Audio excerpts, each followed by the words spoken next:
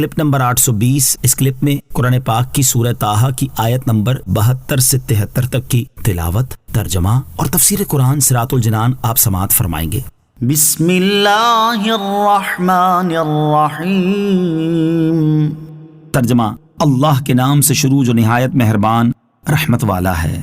قالوا لن نؤثرك على ما جاءنا من البينات والذي فطرنا فاقض ما أنت قاض إنما تقضي هذه الحياة الدنيا۔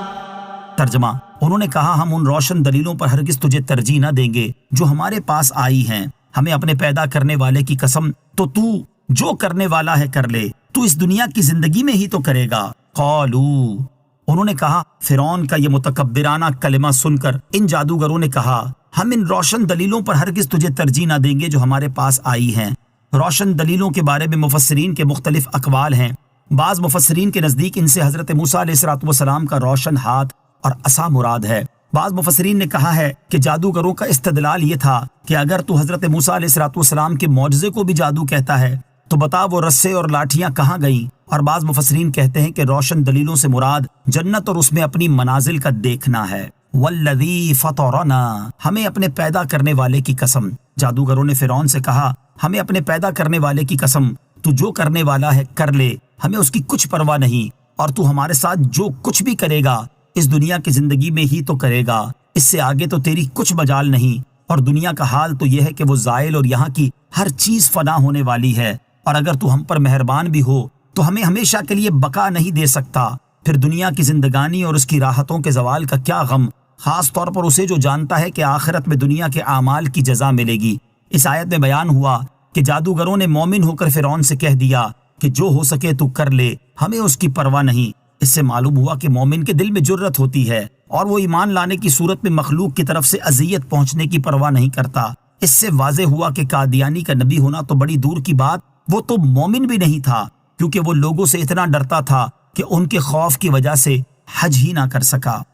اِنَّا آمَنَّا بِرَبِّنَا لِيَغْفِرَ لَنَا خَطَايَانَا وَمَا أَكْرَهْتَنَا عَلَيْهِ مِنَ السِّحْرِ وَاللَّهُ خَيْرٌ وَأَبْقَى۔ ترجمہ: بے شک ہم اپنے رب پر ایمان لائے تاکہ وہ ہماری خطائیں اور وہ جادو بخش دے جس پر تو نے ہمیں مجبور کیا تھا، اور اللہ بہتر ہے اور سب سے زیادہ باقی رہنے والا ہے۔ اِنَّا آمَنَّا بِرَبِّنَا، بے شک ہم اپنے رب پر ایمان لائے۔ جادوگروں نے کہا بے شک ہم اپنے رب عز و جل پر ایمان لائے تاکہ وہ ہماری خطائیں بخش دے، اور وہ جادو بھی جس پر تو نے ہمیں حضرت موسیٰ علیہ السلام کے مقابلے میں مجبور کیا تھا۔ اور اگر ہم اللہ تعالیٰ کی اطاعت کریں تو وہ تیرے مقابلے میں فرما برداروں کو ثواب دینے میں بہتر ہے، اور اگر ہم اس کی نافرمانی کریں تو وہ نافرمانوں پر عذاب کرنے کے لحاظ سے سب سے زیادہ باقی رہنے والا ہے۔ فرعون نے جادوگروں کو جو جادو پر مجبور کیا تھا اس کے بارے میں بعض مفسرین نے فرمایا کہ فرعون نے جب جادوگروں کو حضرت موسیٰ علیہ السلام کے ساتھ مقابلہ کرنے کے لیے بلایا تو جادوگروں نے فرعون سے کہا تھا کہ ہم حضرت موسیٰ علیہ السلام کو سوتا ہوا دیکھنا چاہتے ہیں۔ چنانچہ اس کی کوشش کی گئی اور انہیں ایسا موقع فراہم کر دیا گیا۔ انہوں نے دیکھا کہ حضرت موسیٰ علیہ السلام خواب میں ہیں اور عصا شریف پہرا دے رہا ہے۔